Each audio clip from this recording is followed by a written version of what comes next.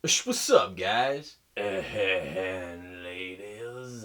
In this episode, I'm going to be showing off some modifications I did to my Marvel Legends Dr. Octopus action figure.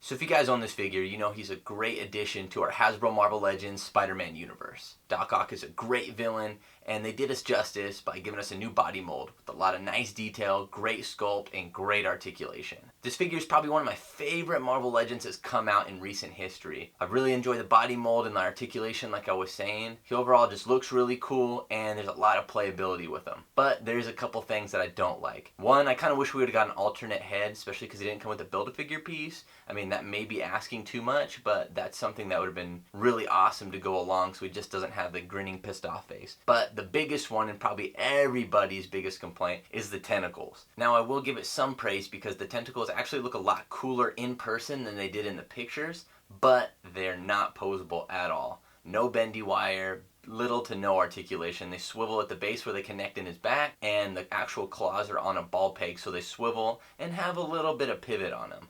But other than that, no articulation, so that makes the fun factor go way down with this figure. So luckily, the action figure community is filled with a bunch of great artists and a bunch of great customizers that are always coming up with new ideas, new techniques, and constantly raising the bar to help us get our full potential out of these awesome figures. Now first I want to give a fat shout out to Action Figure Toronto. He's the first customizer I seen use these metal type tentacles for a custom Doc Ock that he made. He's a great artist. Definitely check out his website, follow him on all his social media accounts, and he's a great artist, super creative.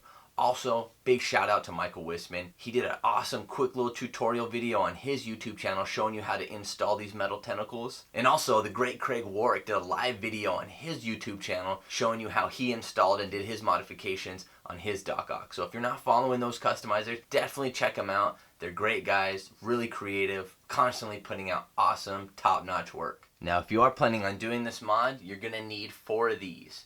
So these are LED USB laptop lights. So you can go to eBay and just type that in, or pretty much anything similar to that, and you're gonna get a bunch of listings on eBay. Most of them from China. I ordered a whole bundle of them from China. It took a little while to get here, but they were super cheap. From the USB to the tip of the light, I think it runs about 16 inches. The metal bendy part is about 11 or 12 inches. Like I said, they're gonna be from China. They're cheap. They just take a while to get here, but these are the ones I used, and they work the best. You just have to carve this part off and break this part off, and then yank the wires out of the middle. So I tried to do something a little different with the metal tentacles. So when you get these lights in, you notice they're going to be chrome. You can see the shiny metal chrome. So I tried to dull the ones that I put in Doc Ock's back. I tried to dull it down a little bit. So how I did that is I sanded them really good. I just got sandpaper and I sanded them really good. And then after I washed them and they dried, I lightly put some layers of this Citadel layer iron breaker. Now I didn't want to cake it on there. I just wanted to barely put it on there. Because even when it bends and stuff, it's not going to chip, but your hands are going to be all over it. Even though I prepped it, I still didn't want to cake it on there, so I just lightly brushed it just to dull it down. It's very subtle, especially on camera, because I've seen a lot of people use the metal tentacles, and then they'll use, on the claws, they'll use like a chrome paint, where I just wanted kind of like a flat metal look all throughout. And I definitely like the way it came out. So a big thing I wanted to do was make the claws articulated. Now when you get them, you know, they're pretty much stuck like this stock. They can't move. I was planning on, because you can see on the design on the side, you see it has like fake joints. I was actually going to cut that design out and put a pin through and make like a swivel on like a little pin. But this plastic is so soft and rubbery that I don't think it would hold up over time, and I was worried that I might jack it up. So I had a bag of Revoltech joints, and I decided just to cut that out, drill these in.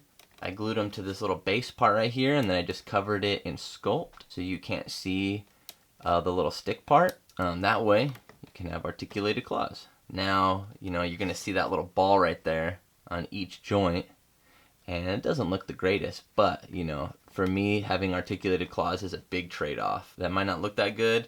I'd way rather have articulated claws. Now, if you're looking for these Revoltech joints, you can go to eBay and just type in Revoltech joint, and you'll get a bunch of listings. Again, it's going to be Chinese sellers, but you can get a pack of like 25, you can get a pack of 50, 100. Usually they're pretty cheap. The only thing is they're going to be mix and match sizes and colors. So your best bet is to get like a 50 or 100 pack. That way you can match them up. They have 4 claws, 3 prongs each, so I needed 12 of these, and they were all different colors, similar size though. So after I assembled the whole thing, after I cut these out and I glued the Revoltech joint in there, and then I put the sculpt, I used Procreate. I put it around to hide the other part of the joint. And if you guys are curious what the joints look like, here's my leftovers. So like I said, I bought a big bag of them, all different shapes, sizes, colors. So after I glued everything, the sculpt dried, I sanded it completely.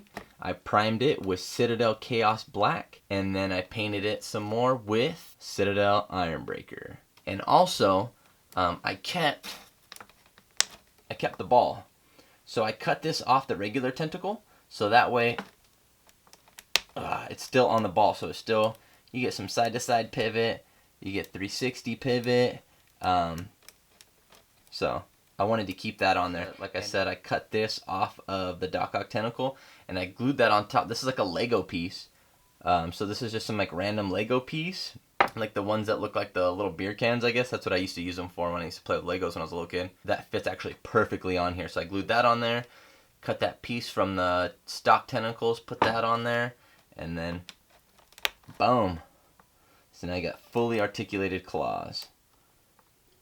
Up and down, each claw, swivel, and a little bit of side-to-side pivot. I also was not a big fan of the neon green glasses, so I decided to kick it old school like the Series 8 and give them some blue glasses.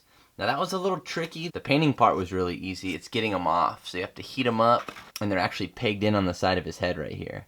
So you have to get a decent amount of heat on there and then pull them out to loosen up the glue. The only thing is, on the side, these are really thin, so you gotta be careful. Don't force it. If it's not coming out, you gotta apply more heat. But I was able to pull those off, lightly sanded them, primed them with the black Citadel Chaos Primer, and then I just carefully painted them blue. And I'm feeling the blue a lot more than I am the neon green. I think it's a good contrast with the yellow and green outfit and to have the blue glasses. So hope you guys liked this video. Hope you found it helpful. Hope you got inspired by it. And feel free to check out Action Figure Toronto, Michael Whisman, and Craig Warrack as well. I'll leave links in the description for them.